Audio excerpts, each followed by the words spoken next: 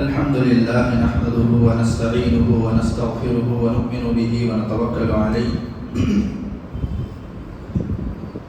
ونعوذ بالله من شرور أنفسنا ومن سيئات أعمالنا من يهده الله فلا مضل له ومن يضلله فلا هادي له ونشهد أن لا إله إلا الله وحده لا شريك له ونشهد أن سيدنا وسندنا ومولانا محمدا عبده ورسوله وصلى الله تبارك وتعالى عليه وسلم تسليما كثيرا كثيرا. أما بعد فأعوذ بالله من الشيطان الرجيم. بسم الله الرحمن الرحيم.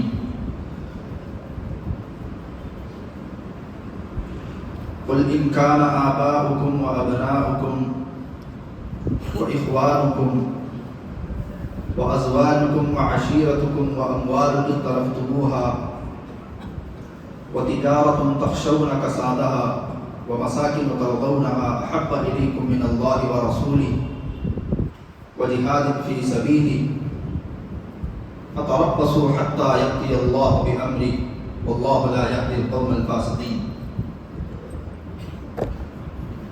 وقال تعالى أتى أمر الله فلا تستعجلوه سبحانه وتعالى عما يشركون.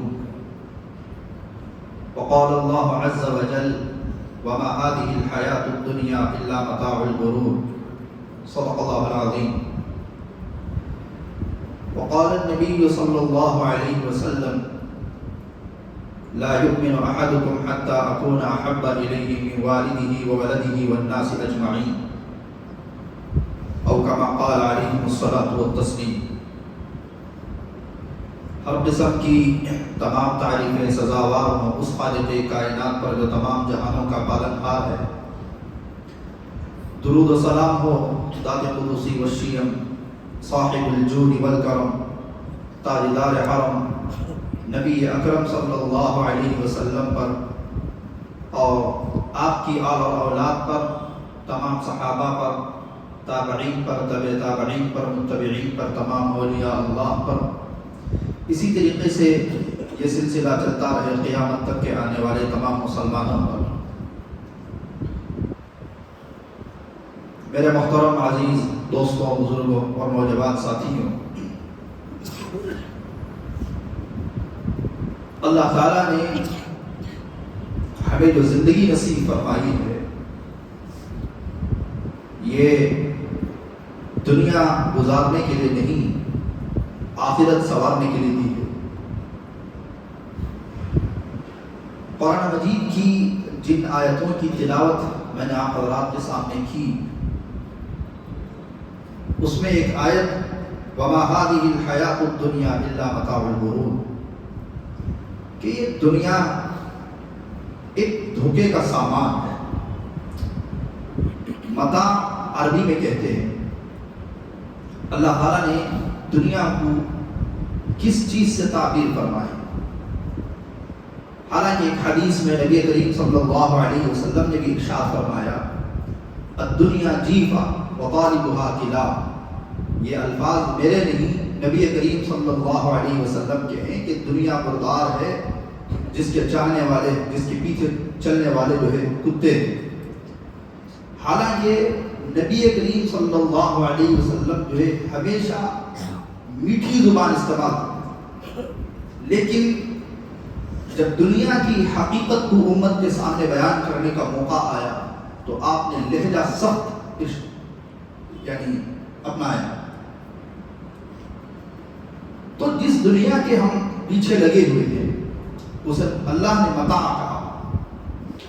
متاع جو عربی جو بڑی ڈکشنریز ہیں اس میں اٹھا کر کے آپ دیکھیں، متاع ایسے کپڑے کو کہتے ہیں جس کو عورت اپنے مخصوص ایام میں جن میں وہ خون دیتی ہے استعمال کرتی ہے اور اس کو باہر پھینکتی ہے اور کتے اسے نوچ کے پھاڑ ڈالتے ہیں، اسے متاع کہتے ہیں.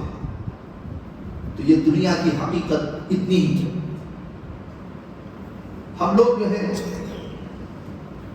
پتہ نہیں کس خوش فہمی میں زندگی گزار رہے ہیں کہ ہم بہت بڑے اعمال میں لگے ہوئے ہیں یا ہم بڑے دیندار بن گئے ہیں۔ ہم نے اپنے اعمال کو پرکھنا، اسے دیکھنا، اسے سنوارنا، کس دنیا میں ہم گم ہیں، کہاں ہماری زندگی بسر ہو رہی ہے، ہمیں اس کا کوئی احساس نہیں ہے۔ یاد رکھ لیجیے، اللہ تعالی نعمت دے کر بھی آزماتا ہے، کبھی چھین کر بھی آزماتا ہے۔ نبی کریم صلی اللہ علیہ وسلم نے بنی اسرائیل کے زمانے کا ایک واقعہ حدیث میں ارشاد فرمایا کہ 3 آدمی تھے، اللہ نے ان کی آزمائش کی۔ عربی الفاظ پڑھیں گے تو بات لمبی ہو جائے۔ اللہ نے ایک فرشتے کو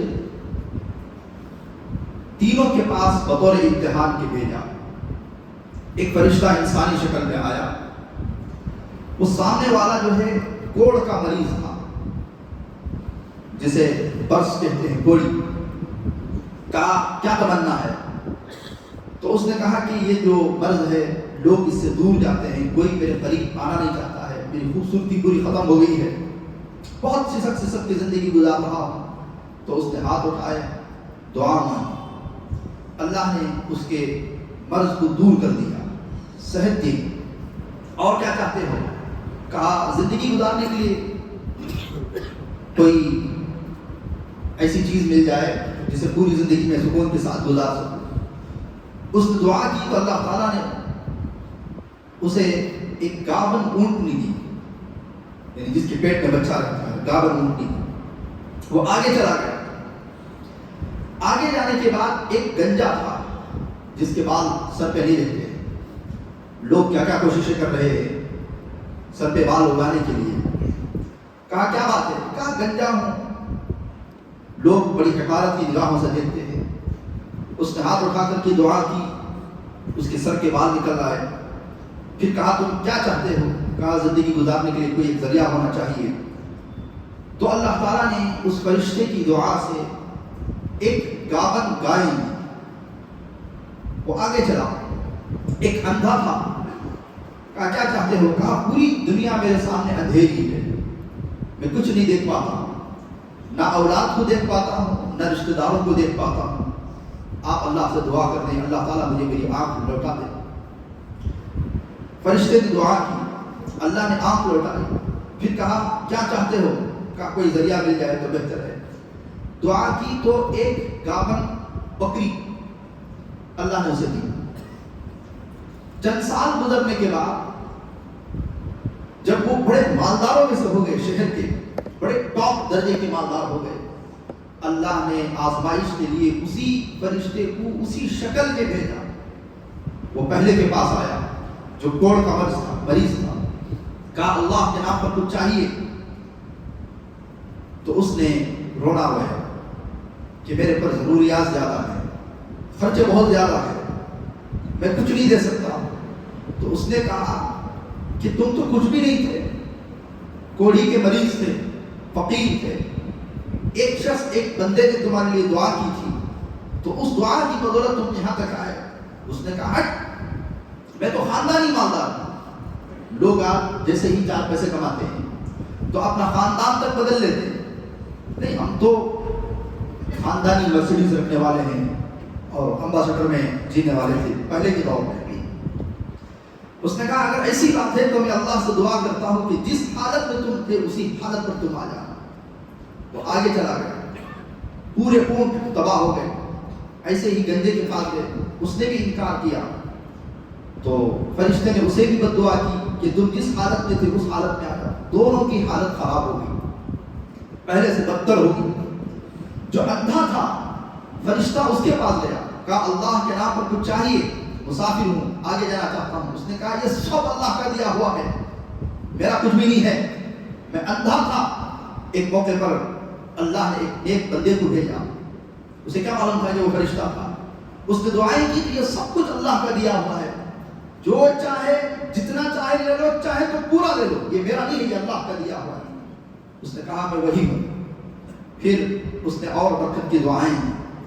تو اللہ تعالیٰ عرض کرنے کا منشا یہ ہے، دے کر بھی آزماتا ہے، چھین کر بھی آزماتا ہے۔ مکے والوں کو اللہ رب العزت نے پوری کائنات کی سب سے بہترین قیمتی چیز اللہ کے بعد کی وہ عطا کی تھی، نبی کریم صلی اللہ علیہ وسلم، لیکن انہوں نے آپ کو دھکے مارے، آپ کا کھانا پینا بند کیا، آپ کے راستے میں کانٹے بٹھائے اور آپ کا جینا دشوار کیا، آپ کا مذاق اڑایا۔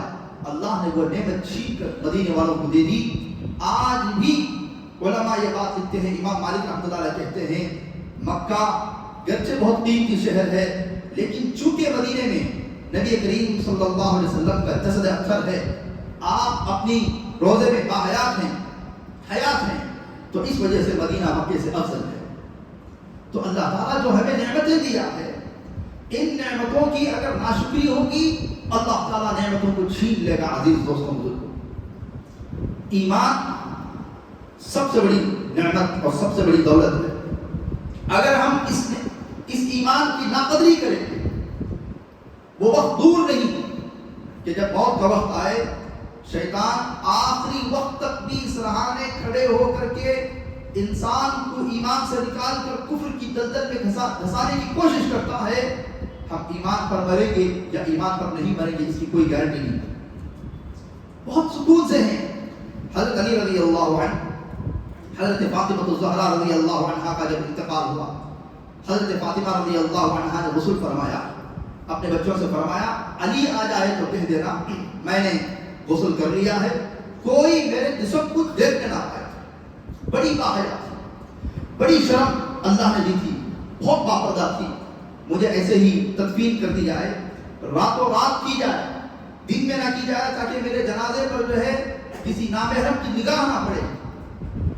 دونوں جہاں کے سرکار کی بیٹی ہے، شہزادی ہیں، راتوں رات بغیر کسی کو زیادہ کو اطلاع دیے ہوئے آپ کو مٹی کے حوالے کر دیا گیا۔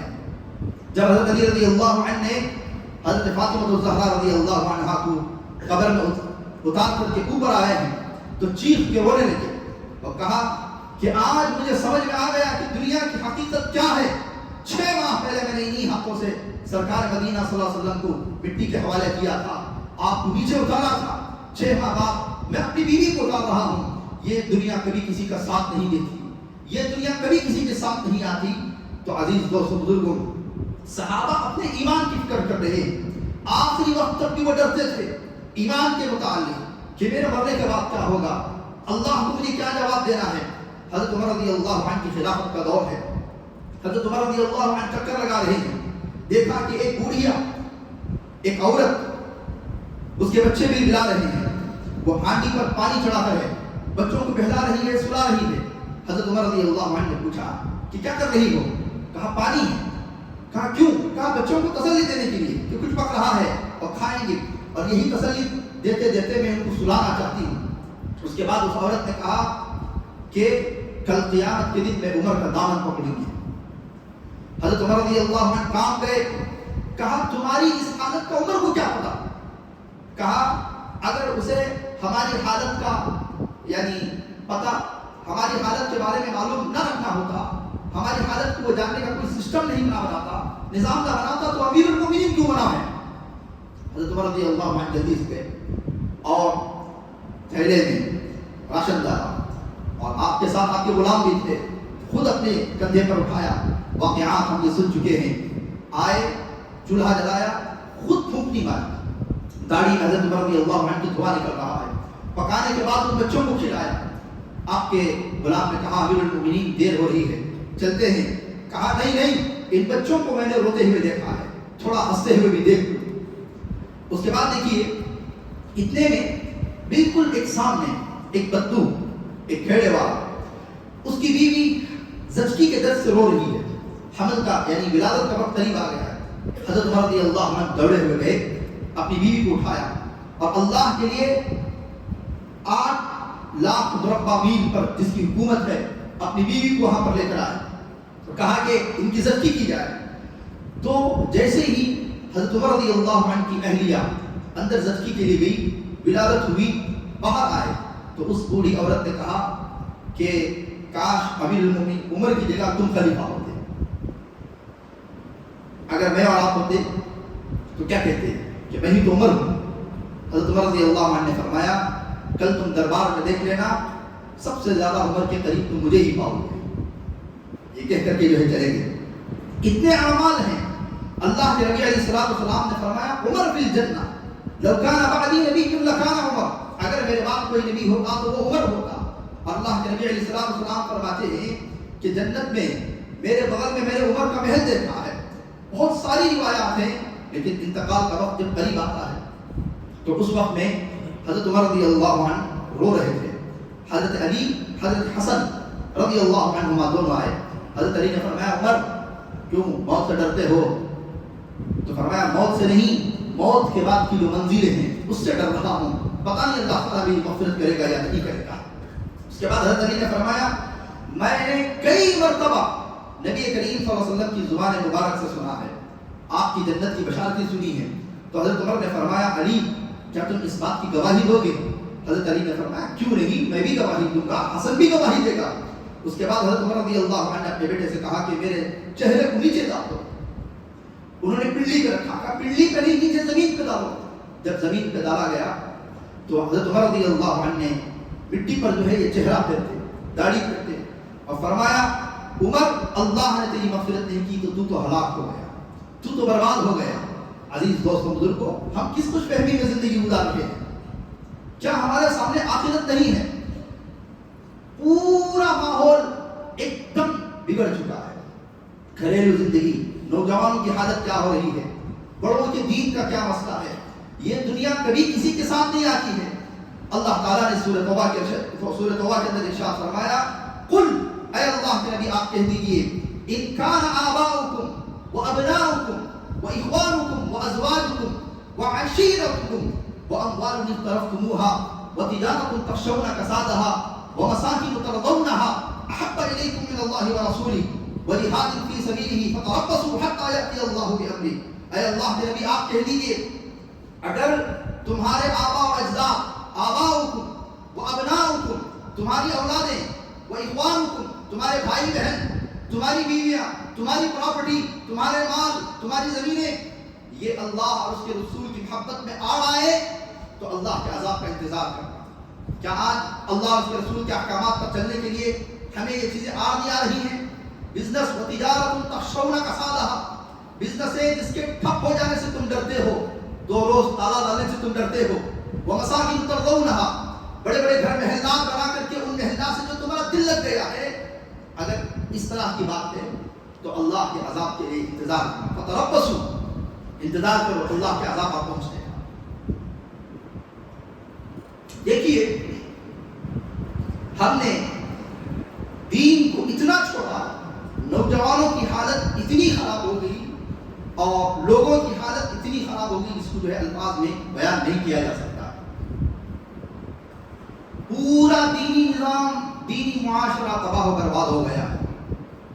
ابھی 7 تاریخ کو آنے والی ہمارے ایک دوست جو ہے گجرات میں ان کے لڑکے کا نکاح تھا۔ اس سے کہہ رہے تھے کہ وہ اصل میں لندن میں رہتے، آپ ہی کو آنا ہے اور آپ ہی کو نکاح پڑھانا ہے، بیان بھی آپ ہی کا ہوگا۔ تو لندن سے کئی فیملیاں آ بھی چکی ہیں 2-4 دن۔ کل پرسوں ان کا فون آیا، بہت رو رہے تھے۔ کہا کیا بات ہے؟ کہا حضرت بڑی ارمانوں سے رشتہ طے ہوا تھا، ان کے رشتہ داروں میں لڑکی کا نکاح تھا، لیکن رشتہ ختم ہو گیا۔ کیوں ختم ہو گیا؟ کہا کہ لڑکی پہلے ہی سے کسی سے محبت کرتی تھی، کسی کو چاہتی تھی، پورے خاندان میں ناک کٹ گئی، پورے رشتہ دار انگلینڈ سے آ گئے ہیں، سب کی ٹکٹیں بنی ہوئی، سب کچھ ختم ہو گیا، سب کچھ برباد ہو گیا۔ یہ کیوں؟ ہم نے ان بچوں کو دینداری نہیں سکھائی۔ ابھی ایک واقعہ میرے سامنے ہوا، میرے خیال سے 48 گھنٹے بھی اس کو نہیں ہوئے ہیں۔ ایک تھوڑا قرآن اٹھا سکتے ہیں آپ؟ ایک قرآن دیجیے۔ ایک بچہ وہ پڑھتا ہے، میں ابھی آپ کو سمجھاؤں گا، مجھے تو رونا آ گیا، مجھے تو رونا آ گیا۔ ایک بچہ PUC کا بچہ ہے, ذہین ہے, اچھے اونچے گھرانے کا ہے. اب مجھے اس چیز کو ویڈیو میں مجھے کاٹنا پڑے گا, کیوں؟ تاکہ وہ لوگ سن کر کے پتا چل جائے گا کہ وہ انہیں کا واقعہ, اس کو کاٹنا پڑے گا. وہ بچہ, میں نے ان سے کہا بیٹا قرآن ہے, کہاں ہے, لے کر آؤ. اسے مجھے قاعدہ سمجھانا تھا, وہ آن لائن پڑھتا ہے, قاعدہ سمجھانا تھا, اظہار کا, اخفاء کا. میں نے اسے کہا کہ بیٹا آخری سورہ کھول. تو اس نے کہا حضرت اس میں سیدھا پھنسا ہے, خدا کی عزت اور جلال کی قسم, بھولا بچہ نہیں ہے, ٹاپ اسکول میں پڑھتا ہے, ویسٹرن کنٹریز میں ٹاپ اسکول میں پڑھتا ہے بچہ, PUC کا بچہ ہے, ایسے کھول رہا ہے. حضرت یہ سیدھا کیسے ہے؟ میں نے کہا اس کو ایسے کرو. میں نے کہا آخری پیج کھولو, تو وہ یہ آخری صفحہ کھولا. میں نے کہا اور کھولو, وہ اور کھولا. میں نے کہا اور کھولو. اس کے بعد دیکھیے, اب اس کو میں نے پڑھایا. اس کے بعد اس بچے نے کہا sir actually this first time میں نے قرآن کو فرسٹ ٹائم پڑھا ہے. پھر میں نے اپنے گھر میں آ کر کے کہا کہ دیکھیے PUC کا بچہ کہہ رہا ہے کہ ایکچولی دس فرسٹ ٹائم قرآن وہ فرسٹ ٹائم پڑھ رہا ہے, اچھے گھرانے کا. آنکھ میں آنسو آ گئے. پھر میں خاموش ہو گیا کہ اللہ کا شکر ہے کہ اللہ نے اتنی بے دینی میں نہیں رکھا. تو ہمارے بچوں کا کیا حال ہے؟ ذمہ دار کون ہے, بچے یا ماں باپ؟ ہمیں تو اپنی پتہ نہیں ہے. کتنے حضرات یہاں پر نماز پڑھنے کے لیے آتے ہیں, مجھے معاف کیجیے گا, کسی کو رکعت صحیح بننا نہیں آتا ہے, کسی کو سیدھا کھڑا ہونا نہیں آتا ہے, کسی کا رکوع صحیح نہیں ہے, کسی کو سجدے میں جانے کا پتہ نہیں ہے, کسی کو تحیات میں بیٹھنے کا پتہ نہیں ہے, کسی کو سلام پھیرنے کا وقت پتہ نہیں ہے. 50 سال 60 سال عمر پہنچ گئی ہے, اور بچہ کاپی پوچھے کاپی دلا دیے, پین پوچھے پین دلا دیے, سائیکل پوچھے سائیکل دلا دیے, کپڑے پوچھے کپڑے دلا دیے. کیا یہی اولاد کی محبت ہے؟ اتنی محبت کافی؟ بچہ جو جس چیز پہ ہاتھ رکھا وہ دلا دی, جو پوچھا وہ پلا دیا, جو پوچھا وہ پلا دیا. لیکن بچہ اللہ اور اس کے رسول سے ناواقف ہے, قرآن سے ناواقف ہے. PUC کا بچہ کہتا ہے کہ دس از فرسٹ ٹائم, اٹھا قرآن کھولتا ہے, فرسٹ ٹائم کہتا ہے. تو یہ دنیا کبھی کسی کا ساتھ نہیں آتی ہے عزیز دوستوں بزرگوں. ہم کس دلدل میں پھنسے ہوئے ہیں, نہ ہمیں اپنے ایمان کو بنانے کی فکر ہے, نہ ہمیں اپنے اولاد کو بنانے کی فکر ہے. گھروں کا ماحول تباہ ہو چکا, اس کی بیٹی اس کے ساتھ ہے, اس کا بیٹا اس کے ساتھ ہے, بیٹی باپ کی نہیں مانتی ہے, بیٹا باپ کا نہیں مانتا ہے. سسٹم تباہ ہو گیا اور غفلت میں سو رہے ہیں. وارم میں 2-3 بار گوشت لا کر کے پائے لا کے ڈال دیے, وہ ختم ہو گیا, ہماری زندگی ختم ہو گئی, بس ہم اسی پہ زندگی گزارنے جا رہے ہیں. یہ دنیا کبھی کسی کو ساتھ نہیں دیتی. امام بخاری علیہ الرحمہ, آپ نے نام سنا ہوگا, سمرقند میں داخل ہوئے, 16 سال آپ کی عمر ہے, ابھی صحیح طریقے سے مونچھ بھی نہیں نکل آئے ہیں. 10,000 گھوڑوں پر 10,000 گھوڑوں پر آپ کا استقبال کیا گیا شہر سے باہر آ کر کے. امام بخاری علیہ الرحمہ جب داخل ہوئے ہیں تو لوگوں نے پوچھا کہ بیٹا آپ کے استاد کب آ رہے ہیں؟ کہا کون؟ کہا امیر المومنین فی الحدیث الامام البخاری. کہا امیر المومنین فی الحدیث کا تو پتا نہیں, بخاری تو میں ہی ہوں. لوگ شک میں پڑ گئے. 14 سال کا بچہ جس کا ڈنکا حدیث میں سب طرف بج رہا ہے, کہا یہ کہیں مذاق تو نہیں چل رہا ہے. 10 بڑے حدیث کے علماء نے آپ پر امتحان لیا صرف اس بات پر کہ پتا نہیں یہ واقعی امام بخاری ہے یا کون ہے. 10 علماء بیٹھ گئے, 10 حدیثیں بیان کی. حدیث میں پرکھنے کے لیے آپ کو راویوں میں غلط ملت کر دیا. امام بخاری کا قوت حافظہ, امام بخاری نے کہا جناب آپ نے 10 حدیثیں پڑھی, آپ نے ایسی پڑھی, غلطی ان کی غلطی بھی ایک مرتبہ سن کر کے یاد کر لیا تھا, آپ نے اس طریقے سے پڑھی, حدیث حالانکہ اس طریقے پر ہے. آپ نے 10 حدیثیں سنائی, 100 حدیثیں سن کر کے صحیح تو یاد ہی ہوتی ہے, ان کی غلط بھی یاد کر لی تھی, یہ آپ نے غلط کی تھی. لیکن ایک وقت ایسا آیا, اسی امام بخاری علیہ الرحمہ کو وہاں کے ایک بہت بڑے وزیر نے کہا کہ آپ میرے بچوں کو گھر میں آ کر کے تعلیم دیں. امام بخاری نے کہا گھر میں نہیں آ سکتا, میں علم کی توہین نہیں کروں گا، آپ کو بھیجنا ہے میرے پاس بھیجیے، میں گھر نہیں آ سکتا ہوں۔ اس پر اس نے دشمنی نکالی، اور ایسا وقت آیا امام بخاری علیہ الرحمہ کا وہ شہر جس میں آپ داخل ہوئے تو 10,000 گھوڑے، اس زمانے کے 10,000 مرسیڈیز پہ لوگ جو آئے تھے استقبال کرنے کے لیے، راتوں رات چھپ کر کے آپ کو گاؤں چھوڑنا پڑا۔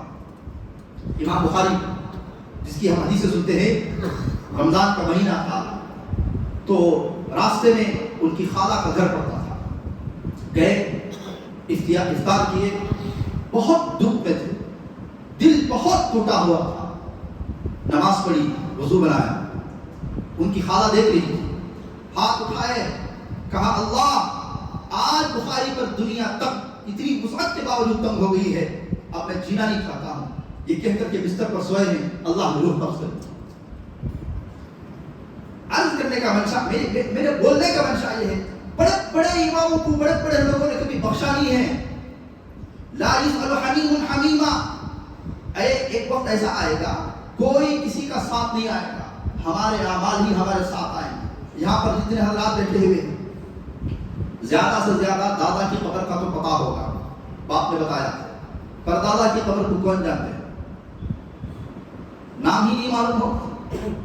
ہمارا بھی حال یہی ہوگا، آج ہم ہیں، ہمارا وجود ہے، ہم سوچ رہے ہیں کہ ہمارے بیوی بچے ہمارے لیے مرتے ہیں، کچھ بھی نہیں ہوتا ہے، ہم مر کے چلے جاتے ہیں۔ کتنے حضرات یہاں پر بیٹھے ہوئے ہیں، ہم میں سے کسی کے باپ کا انتقال ہوا، کسی کی ماں کا انتقال ہوا، کسی کے بھائی کا، کسی کی بہن کا، کسی کی اولاد کا، کیا ہم مر گئے؟ ہم یہ سوچتے تھے نا کہ ان کے بغیر ہم زندگی نہیں گزاریں گے، گزاری۔ دنیا کبھی کسی کی نہیں ہوتی، کسی کی بیوی چھوڑ کر گئی، کسی کا شوہر چھوڑ کر کے چلا گیا، ہم بھی اسی طریقے سے اس دنیا سے ایک مرتبہ چھوڑ کر کے دنیا چلا جانا ہے۔ لیکن یہ جو مختصر سا وقت اللہ نے مجھے اور آپ کو نصیب کیا ہے، اگر اس وقت میں ہم نے اپنے ایمان کو درست نہ کیا، اپنی زندگی کو درست نہیں کی، کیا ہم اسلام کے نام لیوا ہیں، حضور پاک صلی اللہ علیہ وسلم کا نام لیتے ہیں، آپ کا عشق ہم بیان کرتے ہیں، لیکن دکھ ہو ہماری زندگی پر، ہم جھوٹے ہیں ایک نمبر کے، ہم کہتے ہیں کہ ہم اللہ کے نبی کے غلام ہیں، لیکن چہرہ ہمارے اللہ کے رسول جیسا نہیں ہے، بول ہمارے اللہ کے رسول کی جیسی نہیں ہے، چال ہمارے اللہ کے رسول کی جیسی نہیں ہے، زندگی ہمارے اللہ کے رسول کی جیسی نہیں ہے۔ ہماری صبح ہماری شام گالیوں میں، دھوکے میں، اور دنیا والوں کو برا بھلا بولنے میں، کسی کو نیچا دکھانے میں، کھینے میں، کپٹ میں، نافرمانی میں گزر رہی ہے، اور ہم اس بات کے خوش فہمی میں ہیں کہ ہم جو ہے اللہ کے رسول علیہ السلام کے غلام ہیں، اور آپ کے قدموں کی طرح جو ہے کوئی جگہ ہمیں مل جائے گی۔ نہ میرے عزیز دوستوں بزرگوں، یہ دنیا نے بہت ساری چیزیں دیکھی ہے، سوائے ہمیں اپنے اعمال کے اور کوئی چیز نہیں آتی۔ کہیں وہ وقت نہ آ جائے کل قیامت کے دن اللہ کے نبی علیہ السلام فرمایا پیچھے کرو، پیچھے کرو، اسے ہٹاؤ پیچھے، کون ہے یہ دنیا میں جس نے میری زندگیوں کے، میری سنتوں کے جنازے اٹھائے، یہ میرے پاس حفاظت حکم کے آنا ہے، پیچھے ہٹاؤ اسے، پیچھے سوکن پیچھے ہٹاؤ، فرشتہ ڈھکیل کے پیچھے کر دیں گے۔ اللہ تعالیٰ ہمیں جو زندگی دی ہے، جو اولاد اللہ نے ہمیں دی ہے، اور جو نعمتیں اللہ نے ہمیں دی ہیں، یہ نعمتیں اس وجہ سے نہیں کہ اس کو اپنا کر کے ہمیں اسے اتراتے پھرے اور گھمنڈ کرتے پھرے، یہ پوری دولت پیچھے رہ جائے گی، لوگ آگے چلے جائیں گے۔ قبرستان جاتے ہیں نا، کبھی والد کی قبر پر، کبھی دادا کی قبر پر، کچھ قبروں پر دیکھیے برسوں ہو گئے فاتحہ پڑھ کر کے، پوری قبریں اجڑی ہوئی ہیں، کوئی ان قبروں کو پوچھنے والا نہیں ہے، چند دن جا کر کے کچھ پڑھ کے بخش کے آتے ہیں، بعد میں جو ہے لوگ نام بھی بھول جاتے ہیں۔ نبی کریم صلی اللہ علیہ وسلم آخری وقت تھا آپ کا، آخری وقت، حضرت اسرائیل علیہ السلام آپ کے حجرے کو دستک کا کون ہے، اندر آئے، سلام کرتے ہوئے پوچھا یا رسول اللہ آپ کا وقت آ گیا، آپ کو لینے آئے، تو جیسے ہی کہا کہ آپ اگر چاہیں تو رہ سکتے، یا چاہے تو آ بھی سکتے، اختیار دیا۔ نبی کریم صلی اللہ علیہ وسلم نے سوالیہ نگاہوں سے حضرت جبرائیل علیہ السلام کی طرف دیکھا. دوستی تھی. جیسے مثال کے طور پر دنیا میں دو دوست ہوتے تھے, کوئی ڈیل کرنے کے لیے آتا ہے تو فوراً اسے دیکھتا ہے, تو کیا بولتا ہے, آپ کیا بولتے ہیں؟ تو حضرت جبرائیل نے فرمایا یا رسول اللہ, اللہ تعالیٰ آپ سے ملاقات کا شوق رکھتا ہے. اللہ کے نبی نے فرمایا جب اللہ شوق رکھتا ہے تو میں بھی شوق رکھتا ہوں, لیکن جبرائیل جا کر کے پوچھ کے آنا, میں نہیں رہوں گا, میری امت ہوگی, اس کا کیا ہوگا؟ کون؟ میں اور آپ. آخری وقت میں ہم کیا کرتے ہیں, اولاد کو حسرت بھری نگاہوں سے دیکھتے ہیں.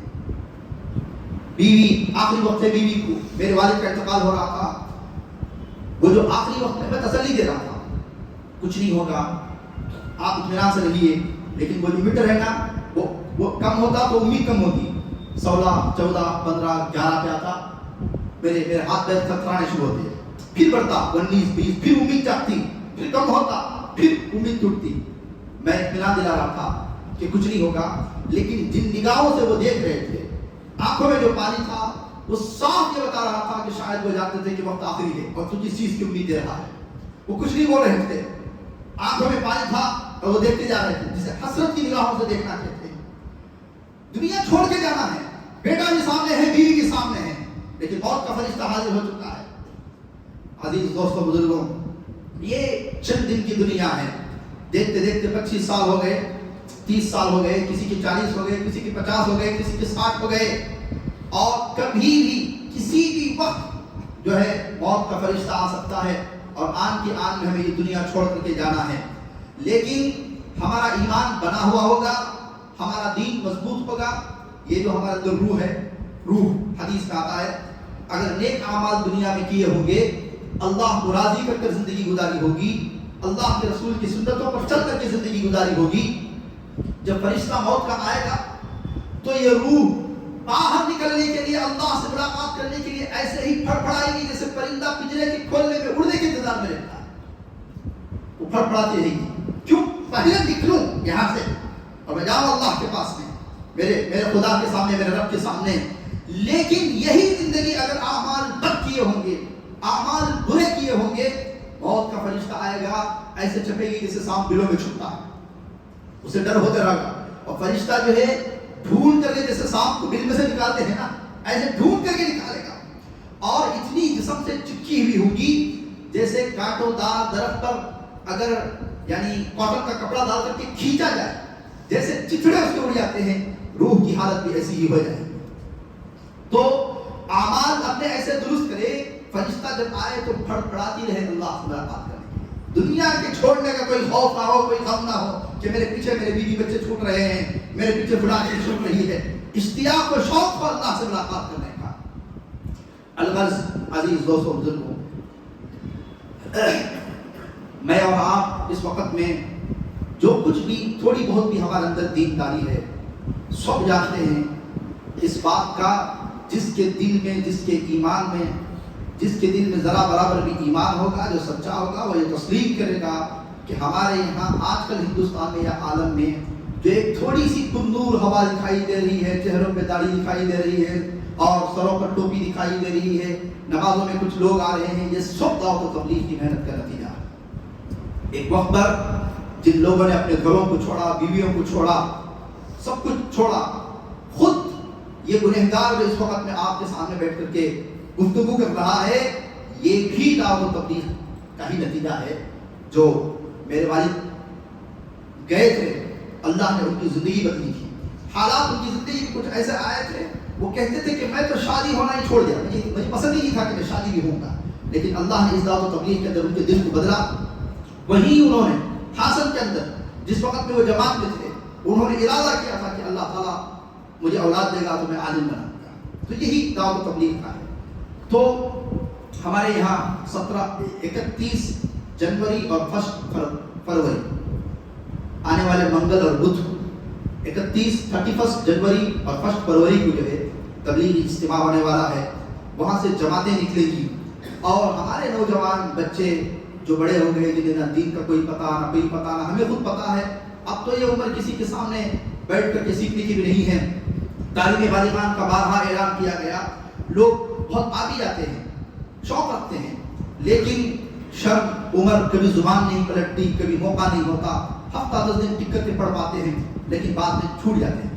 مجھے کوئی اعتراض نہیں ہے, حالات دنیا نے اتنا گھیر کر کے رکھا ہے, تو ماحول سے نکل کر کے جائیں گے, اللہ کے اس میں وقت لگائیں گے, اپنے اعمال کو درست کریں گے, اپنی نماز کو درست کریں گے, اپنے کلمے کو درست کریں گے, اور اللہ سے قرب نصیب ہوگا.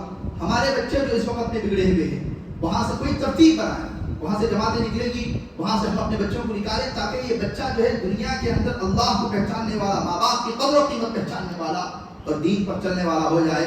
تو آپ تمام حضرات سے گزارش کی جاتی ہے کہ 2 دن اپنے کام کاج کو آگے پیچھے کر کے, کووڈ آیا تو 2 سال تک دکان کو تالا ڈال دیا, تو 2 دن ڈالنے میں کیا ہے, ارے 2 سال ڈالے تھے نا تالا, اللہ تعالیٰ چلائے. جیسے کہا نا, وہ تجارت تخشون کسادہا, تمہاری تجارتیں جو تمہیں جگہ رکھی ہے, تم ڈرتے ہو تجارت میں گھاٹا ہو جانے سے. اللہ اور اس کے رسول کی محبت میں یہ چیزیں آڑا آتی ہیں, تو اللہ کے عذاب کا انتظار کرنا. بہرحال اللہ تعالیٰ ہم تمام کو کہنے سننے سے زیادہ عمل کرنے کی توفیق عطا فرمائے. اللہ تعالیٰ دینی مراکز, دینی مدارس, دینی مساجد, تو دینی مدارس مساجد کی جو سب کی حفاظت فرمائے. وآخر دعوانا الحمدللہ رب العالمین. جن حضرات